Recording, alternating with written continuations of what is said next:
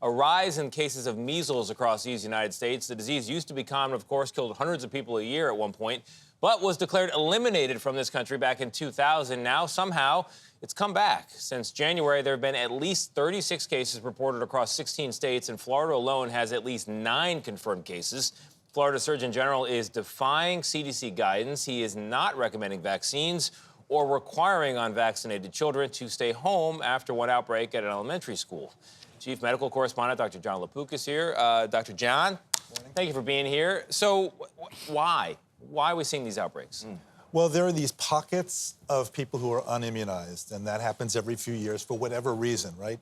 And the way they get infected, the way the outbreak starts is they go outside the country generally, and where measles is more prevalent, and they get infected there, they come back here, and they start an outbreak because, remember, you can be infectious for 4 days before you even know you have, before you get that rash. Well, you can have some symptoms before you get that rash. Yeah. Before then, you may have some cold-like symptoms. Say, I have a cold, no big deal. Then you get the rash, and you've exposed a ton of people, and it's so infectious that if you are not immunized, there's about a 90% chance, if you're next to somebody who has measles, that you're going to come down with measles, and the virus can actually stay alive for a couple of hours in a room, even after the person's left the room. Oh, man. What concerns you most about it? Because parents will say, look, it's my decision for my child. And it's just the measles. And it's just the Well, let's start with that, okay? It's just the measles, yes. although very often people recover. It can be an extremely dangerous infection, okay? It can cause pneumonia. It can cause inflammation of the brain. It can even cause death. About 1 in 5 unvaccinated people who get the measles will end up in the hospital. 1 to 3 children out of every 1,000 will end up dying from it. Wow. So it is an extremely potentially dangerous. That who's at risk? inflammation of the brain is the thing. Yeah, that's scary. Yeah. Who's at risk? Yeah.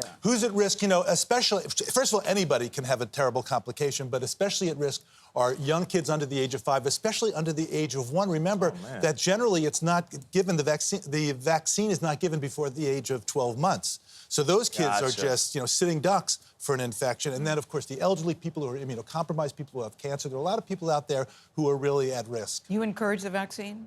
I do encourage the vaccine, yes. You see what the Surgeon General is saying in Florida, that's why I'm asking. Yeah. Well, there's a reason for that guideline, all right? The reason for the guideline that the CDC gives is, you can have a parent, and I've heard parents say this, look, it's my decision with my child.